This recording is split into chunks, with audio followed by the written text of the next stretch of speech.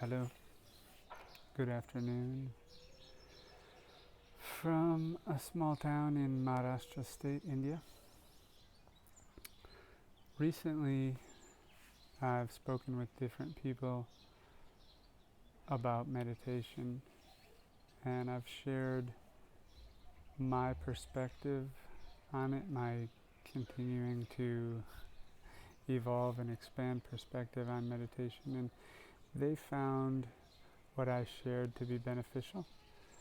So I thought I would share it here with you, especially in light of the post that I made several days ago about how I have been able to. Hello there, little bird.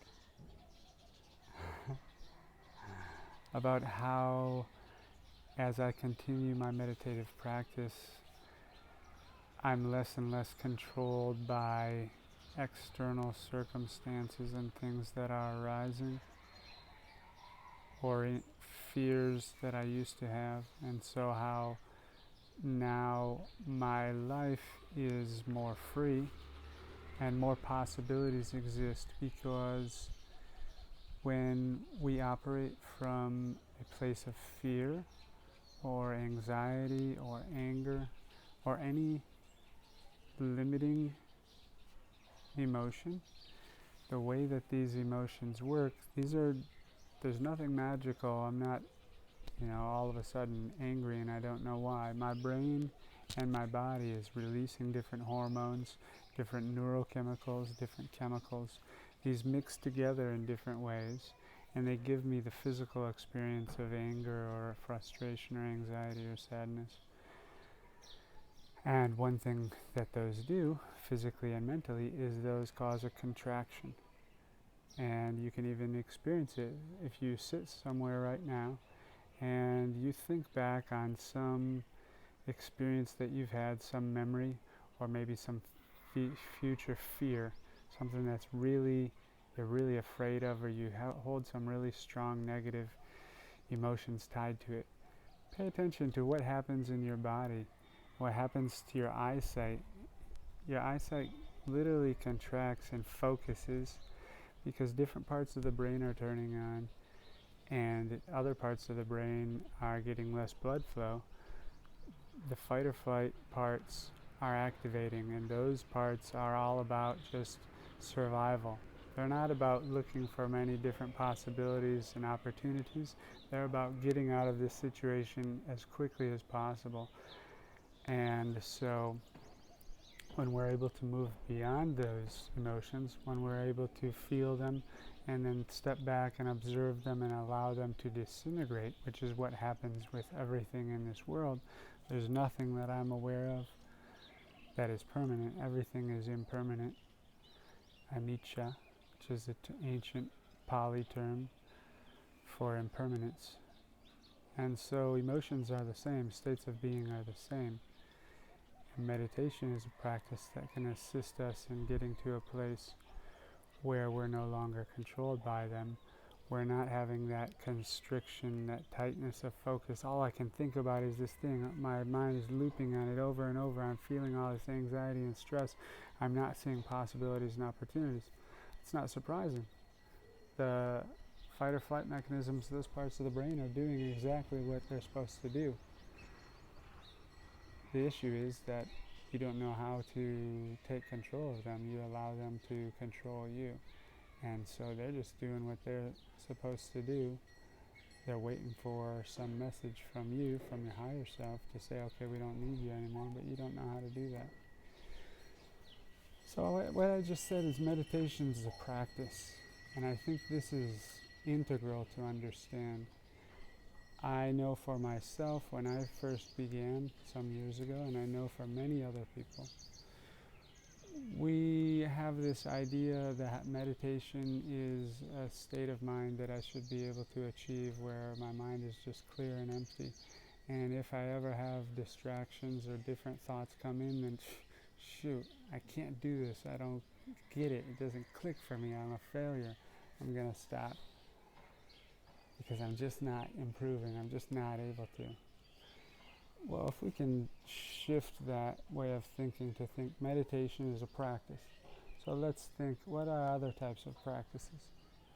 Well, going to the gym, that's a practice.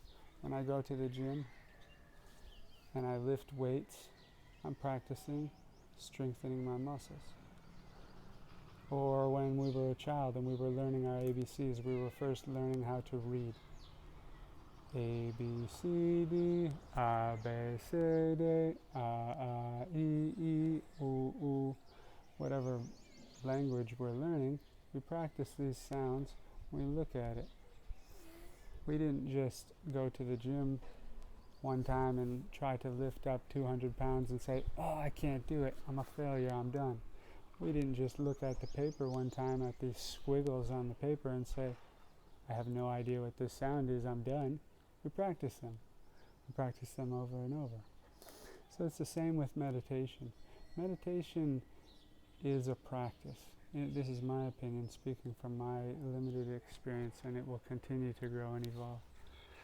So when I'm meditating, let's say I'm meditating on, I choose a meditation object. I'm meditating on the experience of air going in and out of my nostrils. I breathe through my nostrils. And there's many, many benefits for breathing through the nostrils.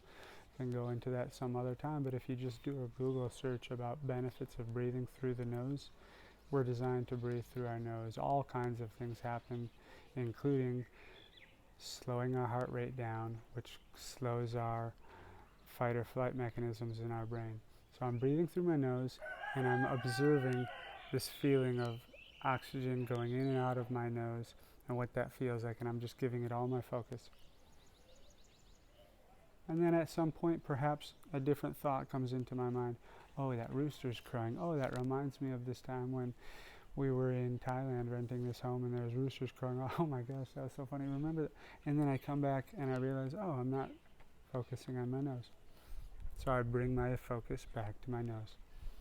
And that's the practice.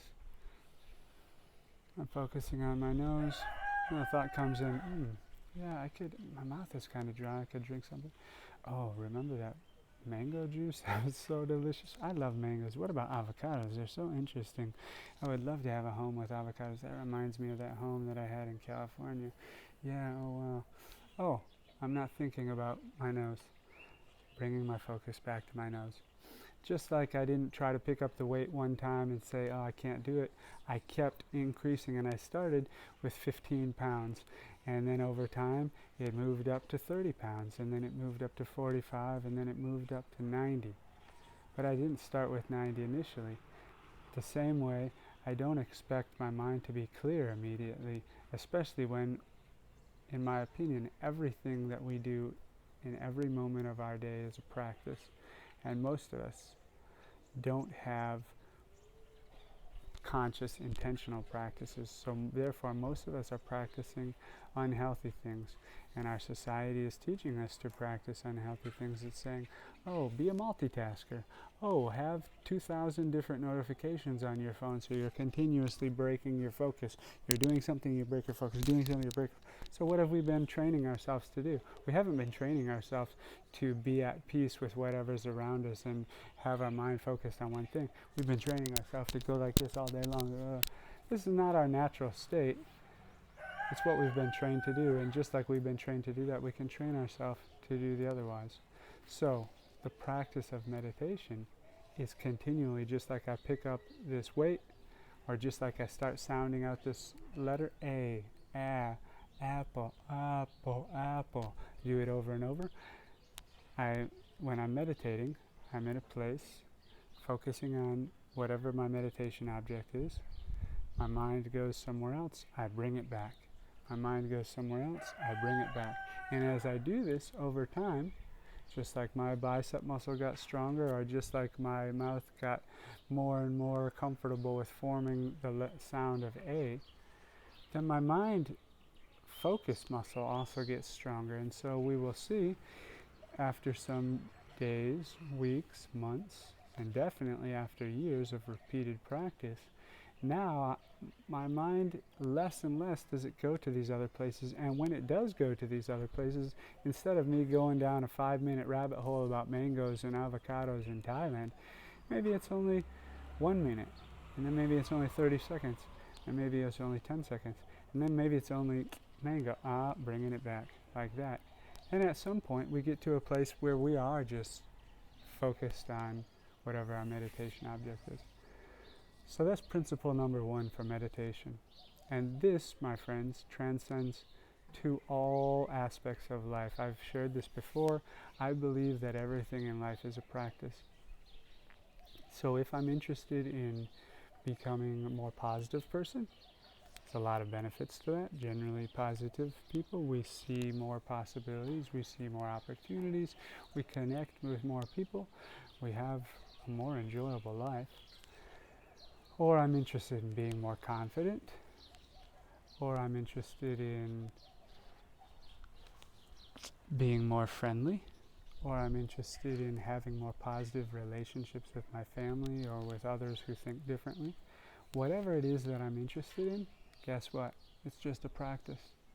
And so if instead of me having a conversation with my father and me getting angry, and after that me saying, man, I don't want to get angry at Dad again, I'm going to stop doing that, and then me going on to the rest of my life just like normal, and then getting in a conversation with Dad and getting angry again, maybe I actually go beyond just saying I don't want to do this. And just like anything else, when I wanted to get stronger muscles, when I wanted to learn how to read, when I wanted to learn how to play the piano, when I wanted to learn anything, what did I do? I researched how to do it. I made a plan. I put that plan into practice, and I repeated it over and over and over again. I reviewed my results to see how's it going. Am I able to speak more properly? Am I able to play the piano better? Are my muscles stronger? Okay, yes, no, let me refine this, let me adjust, and let me continue on. Well, I do the same thing with these mental aspects. These are aspects that much of our society tells us, oh, this is just who you are. You're just an extrovert, you're just an introvert, you're just a negative person. Not true, my friends. We can look at anything that you want to look at. Do some research on it, and you will see all of these things are malleable, all of these things are changeable. So instead of just saying I don't want to get angry with my father and then going back to normal life, well, what have I been repeating? What have I been practicing all these years? I've been repeating anger. I've been repeating frustration. So my neurons in my brain, the neurons of frustration, when I see the image of my father and that sort of thing, those have been connecting for so many times. So as much as I say, oh, I don't want to do that, I've been connecting these ones. But if I take some time, daily, weekly, even monthly, ideally daily, and I practice, let me just visualize my father, and let me visualize interacting with him in a positive way. Oh, guess what? Different neurons are connecting. Different neural networks are being formed. The more I do it, the stronger they get. And at the same time, the less that I reinforce these ones of anger, the weaker these get, and they go away. This is the way that anything works. Doesn't matter if it's a physical action or a mental action. So coming back to meditation, principle number 1, it's a practice. Bringing the mind back to the focus object is the practice. There's nothing wrong with it going away. It's actually giving me more opportunity to practice and strengthen these new neural networks of focus, of mental discipline, of peace and equanimity. That's the practice. And number 2 principle. Why did I go to the gym? Did I go to the gym just to get strong muscles for the gym? Why did I learn how to pronounce the letter A and read? Did I do it so that only when I'm looking at that little paper that I got in elementary school, then I could pronounce the letter A? No. I went to the gym to get strong muscles so that the rest of my day I have access to these strong muscles anytime that I desire to utilize them. And I didn't just look at the paper and learn how to pronounce A so that I could do it in school. I did it so any other time in life when I see an A and I want to read it, I'm able to do it. It's the same with meditation. I'm not practicing meditation for 5 minutes, 15 minutes, 30 minutes, an hour every day. I'm not doing it so that I get good at meditation for this period. I'm doing it because the benefits of it, just like the benefits of this muscle that is now strong from going to the gym, the benefits of having this strong muscle ripple out through the rest of my day. And so there are many, many benefits that we can look into for meditation. There's physiological benefits, like actually changing our brain structure and changing our body. And of course, there's the benefits of having peace and being able to make decisions when we're in what used to be stressful environments in a very intentional, conscious way. We can look at many, many people throughout history and currently, whether they're business leaders, thought leaders, sports athletes, people who are serving others, and of course spiritual, who utilize meditation as a practice. So many people have become aware of it. We can look at all those things, but let's look at the real impacts of meditation. How does it impact my life? Well, I was in the gym strengthening this muscle for an hour, and now I go and I want to pick up this concrete block because I'm helping my friends build their home. I'm able to do it. Magic! My muscle's now stronger. How fantastic. My world just opened up a bit more. My opportunities just opened up a bit more. Well, I've been strengthening this focus muscle, so it might have seemed silly, it might have seemed inconsequential that my mind was thinking about avocados and I brought it back to my nose, but it's not, because now perhaps I'm in a meeting, or perhaps I'm having a conversation with my loved one or my father or my child or anything, and some external stimuli comes in. Maybe it's from out there in the world, a noise, or maybe it's in our interaction. They say or act in a way that in the past I responded to with emotional negativity. But now, maybe that starts happening. Maybe something is said that in the past ties to some past memory that I feel triggered about, and my mind starts thinking about it. But now, I have been building these neural networks. These neurons have gotten stronger and stronger over my practice of meditation, bringing it back to whatever my focus is. So it's the same thing now. I know that I'm in a conversation with my father where I'm interested in being peaceful, loving, and equanimous. Something happens, my mind starts going towards that, starts spooling, I start feeling these, but I'm able to observe. I'm able to be disconnected from those stimuli and observe, oh, yeah, this is a distraction, just like when I was meditating and the avocado thought came in and I was observing, oh, that's a distraction, let's bring it back. Same now. And so now this becomes more and more automatic. And my life and the way that I interact with things, both internal and external, becomes more and more positive, more and more peaceful, more and more equanimous, more and more love-filled, because it's my opinion and it's the opinion of those who have gone on this path to a much greater extent than me over the past thousands of years of recorded history, that all of us have at our baseline, at our foundation, a core of love. And so as we decondition these reactionary, negative, limiting, constricted neural networks, connections of our neurons, as we decondition and deconstruct these, which we had learned while we were unconscious about how the way the brain works, how the way we work, how the way that our society has been designed by people who understand some of this, and so they have created stimulations, notifications, triggers, marketing, whatever, to stimulate us. Now that we're aware of that, we begin taking control, taking responsibility for our own experience, and we're flushing those out. We're continuing to practice equanimity. As a stimulus comes in, we bring it back.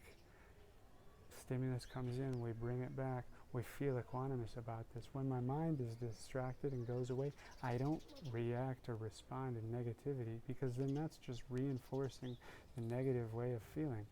I respond with love and equanimity. So my mind goes away thinking about avocados, I just laugh and I bring it back.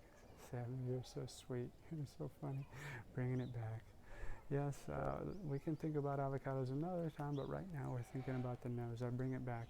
Those neural networks, those neurons keep connecting, they keep getting stronger. Now the sheaths of myelin on the different parts of the neurons, they're getting more and more myelinated. Now the signals are going faster and faster. Now it's becoming more and more automatic. Now I'm in a situation where someone's yelling at me, they're screaming, oh my gosh, what's going on? My automatic process, these neural networks have been strengthened so much, and these ones have been deconstructed and let go, that they have no strength. So it doesn't matter what's happening. If someone outside is yelling or screaming or it looks like chaos, my automatic way of responding is loving, equanimous focus on whatever is. Enjoy that, my friends. Give it a practice. Practice is the key to anything. One of the quotes that I love so much, small positive daily practices repeated consistently over time yield stunning results. It's the truth. It requires intention. It requires commitment. It requires persistence. It's not going to happen by itself. We need to repeat it over and over. And guess what? No matter what we're doing, we're repeating something over and over. Most of us are repeating the practice of reaction, of response to external stimuli, of feeling guilt and shame that we're not doing the thing that we said we're going to do. Let's build the other practices. Let's rock on.